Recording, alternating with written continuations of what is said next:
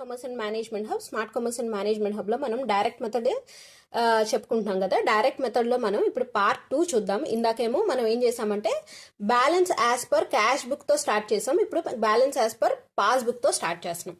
ఓకేనా. First passbook balance వేసుకుందాం. ఇప్పుడు పాస్బుక్ని క్యాష్ బుక్కి ఈక్వేట్ చేస్తున్నాం. ఓకేనా. సో ఫస్ట్ ఏది యాడ్ చేయాలంటే checks deposited but not at collected.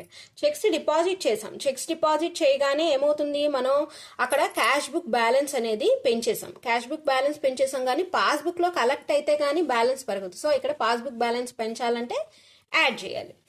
So direct payments made by bank payments చేసింది. పేమెంట్స్ చేయగానే ఏమవుతుంది, పాస్బుక్ బ్యాలెన్స్ తగ్గిపోయింది. కానీ క్యాష్ బుక్ బ్యాలెన్స్ పెరిగింది. క్యాష్ బుక్ బ్యాలెన్స్ పెరిగింది కాబట్టి పాస్బుక్ ని క్యాష్ బుక్ ఈక్వేట్ చేయాలి కాబట్టి యాడ్ చేయాలి.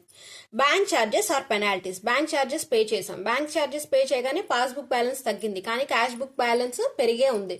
క్యాష్ బుక్ బ్యాలెన్స్ పెరిగింది కాబట్టి మనం మళ్ళీ దాన్ని యాడ్ చేస్తాం. కాబట్టి మళ్ళీ ఇంకా లెస్ ఏం చేయాలంటే checks issued but not at presented. Checks issue చేసాం అనగానే ఏమవుతుంది, క్యాష్ బుక్ బ్యాలెన్స్ తగ్గిస్తాం. తగ్గించినప్పుడు పాస్బుక్ బ్యాలెన్స్ మాత్రం అలాగే ఉంది. పాస్బుక్ బ్యాలెన్స్ కూడా మనం తగ్గించాలి. కాబట్టి ఇక్కడ ఇష్యూ చేసాము అనగానే పాస్బుక్ బ్యాలెన్స్ లో మనం తగ్గిస్తాం అనమాట. Next bank interest. Bank interest pay చేసాము అనగానే ఏమవుతుంది, అక్కడ క్యాష్ బుక్ బ్యాలెన్స్ తగ్గిపోతుంది.